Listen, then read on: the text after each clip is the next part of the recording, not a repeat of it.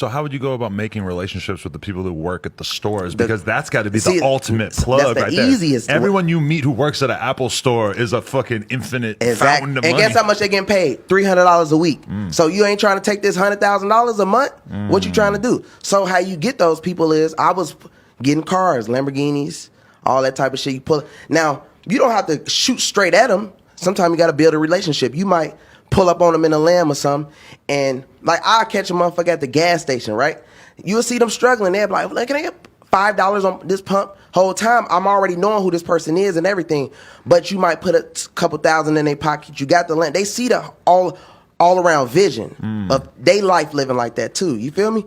And long as they become comfortable, then that's where you can make the play. Like, yeah, I can put you in a better position, this and that. This is like when you're watching The Wire and they got Stringer Bell and he's got like little kids in the project selling crack for him. Yeah, it's real, bro. It's real. You're that dude, but you're dealing with Apple Store employees. No, like it's just like on the dark web. I wasn't never just a person to get on there and look for little cards and CVVs. If I'm going to get on the dark web, I was trying to become the vendor. I was trying to finesse everybody who bought from me. Like, okay, for instance, if you're a vendor on the dark web, most likely you might have 1,000 CVVs, which is credit cards. Okay, boom. Now, I might sell 200 of those credit cards might be good, and the rest of them fucking dead. 800 is dead. But I just made like $90,000. You get it? Even if it's small amounts, it still add up quick in one day. If you're vending on the dark web, don't you depend on your reputation? Yes, that's if you want to. But you can, on the dark web, bro, you know where it says when you go to look at the reviews, you can buy those. Oh, okay. So if you're a real scammer, you would know this. You would know that, man, I'm going to have to shoot my reviews up. I'm going to shoot this up, have everybody buying for me, and make $100,000 and close this account down. Why do you think every time you get on the dark web, the sites are steady changing? I've never been on there. Heard a lot, though. Well, no, I'm not saying you. I'm just saying when people do, sites always changing and stuff like that because people do that. Just like all this shit is a scam. Like when you go to a hotel, bro, and you put your shit in there, hotels, companies, and stuff like that, they sell your information to bigger companies like that. They call corporate companies, but the whole time they work with the dark web and shit. Right. Okay, so you basically like figured out some of these scams, and then you just get a whole shitload of employees, and they could all be carrying it out. But isn't the problem that you're all doing all this shit within like a very small area, or are you sending people out on trips? You don't do it in one area. You have to. Okay. First of all, you have to deal with professional people. Which has got to be tough. It's very tough because when they get up to like the manager position and all that, they do not want to be playing. But like I said, bro, everybody has goals and dreams, and they look at it like, I just don't want to be the regular working person. I don't want to be working anymore. So they think like, damn, I could actually start a business. I could actually do something. I'm getting scammed. And you know what I'm saying? I'm working a job. I've been working here. I'm still not rich. You feel me? That's how I thought. That's what made me get on what I was on. Who told on you? Basically, actually a friend, bro. A friend that I used to hang out with. Once you start making money, people get envious of you, right? So like, let's say if you ahead of me let's say if you got 500,000 and I'm like 50,000 in, and I pass you up, and I'm still cool with you, but I don't hang with you no more, and you get jammed up.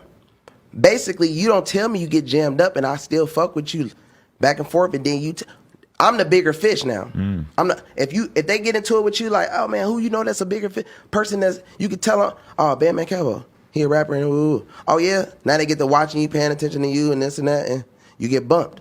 But if it wasn't for that's the only way you can really get caught with the shit. A person telling on you, really, because you could be on 60th floor with 10 fucking laptops making $20 million and wouldn't nobody know. But if you start involving people, that's when people will know what's going on. Because that's always like the dream is you want to be able to sell drugs or do fraud or whatever, but not have to get anybody Selling else drugs involved. is dangerous. Selling drugs, like some people sell drugs because they want the street stamp. They want to be like, oh, I'm a street guy and this and that. But that's not really where it's okay. You taking the risk. You have to sell drugs. You got to meet up with a random person. Then you got to re-up. I don't have to do anything. I just got to basically get me a card with no money, no investment, and come up. I could be on the floor. Yeah, it's crazy because when you think about it, like drug dealers are basically getting drugs and then exchanging it for money. With fraud, the whole business is money. Man, you can honestly not need anybody. You can sit in your, like I said, in your penthouse and not need nobody and run up $60 million. Right. You feel me? So you don't know many people who have gotten caught actually doing the transactions or doing the ATM shit? It's tough to get caught for that, huh? No. I'm going to be honest. I don't know nobody. I've been scamming since 2009. I don't know nobody that have actually got caught doing. The only people that gets caught is the people that okay, let's say if you scam a person and you don't pay them, they get pissed and tell on you. I seen people get caught like that, but the banks, they don't care if you fuck them over because they feel like you need them. Banks feel like you need them. You know what I'm saying?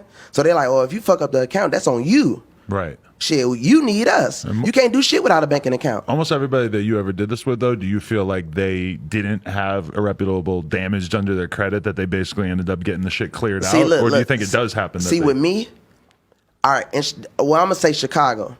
We know so many people that fix credit, that doesn't matter. So if you do a bank, they're just going to take the shit off. You get a loan for $100,000, they're going to take it off. Insurance scams. Like Chicago, we busting, bro. We doing it all. You know what I'm saying? Right. So it's basically like, ain't really, like, it's a lot of scammers out here, but I don't see it. I have to know if you're a real scammer by looking like, oh, the dude a real scammer, bro. How can you tell?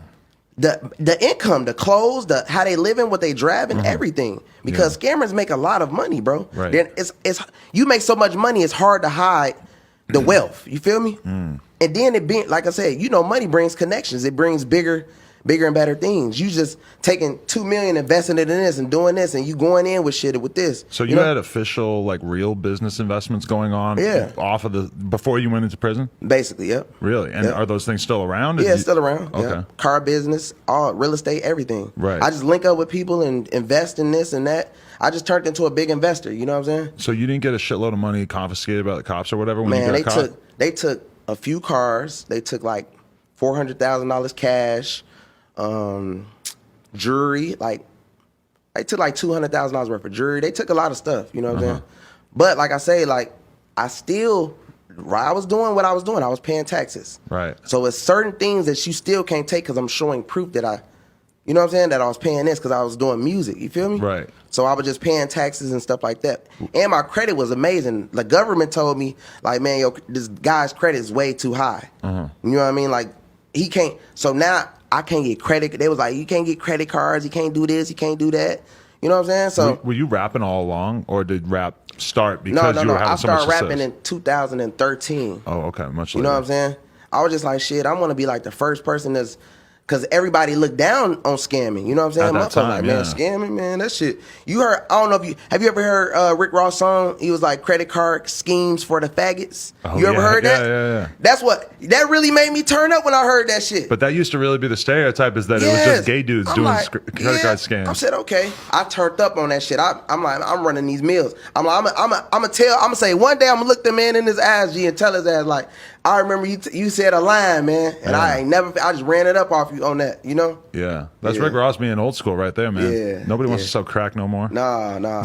I was locked. I'm telling you, bro, everybody that I was just locked up with had life. Right. And like, as far as you got the scammers, then you got the drug dealers. Man, they was like, man, I wish I did what you did, little bro, and woo. You know what I'm saying? Right. Because I got the most money in here, and all the scammers had a lot of money, don't get me wrong, but I had the most. And the drug dealers, they was all fucked up. You know, people weren't reaching back on them. And do you even know dudes on the street who are really rich off drugs these days, or is the game kind of fucked up in that sense? Nah, I'm gonna say I don't really know too many rich drug dealers. You know what I'm saying? I don't know no rich drug dealers. It's interesting because when I think about the drug dealers I know in LA are basically just dudes who go around to different studios or kick it with different rappers and just sell them fucking perks and lean and whatever the fuck it is. I don't really know like, I know people that are probably do what I do and invest. Like I say, people will want to be the street, want to be the drug dealer so bad, they will do what I do, then invest in drugs, which is backwards because you still got to re-up. You might as well just stick to this lane. Right. You feel me? But I guess that's what they want to do, but you know what I'm saying? I wouldn't do that. Was getting all the credit card stuff, were you just doing that strictly off the dark web? Nah, I was having people, at stores and shit with the MSRs and shit like that. You know what Is I'm that saying? where you put the little piece on the credit card reader so that Yeah, then at the so end like- of the day they could have like a collection of thousands of numbers? Yeah, so basically you walk inside of a roof Chris, and you know you hand your card and they act like they finna go in the back and basically double swipe it. You feel me? Because them the high balance credit cards. It's best to put them in business places, not no McDonald's and all that shit. Right, because you want the high end shit. Yeah.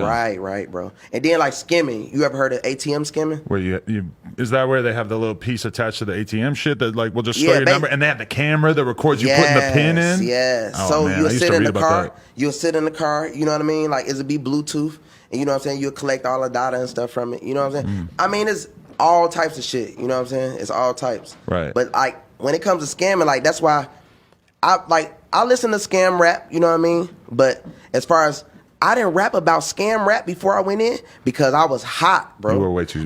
Shook. I'm really in the federal. I'm really on probation right now. You feel me? Like I'm not playing. Like this is real. Like I wouldn't make up a story and say, yeah, I just got snatched by the feds. And no, I really got snatched by the feds.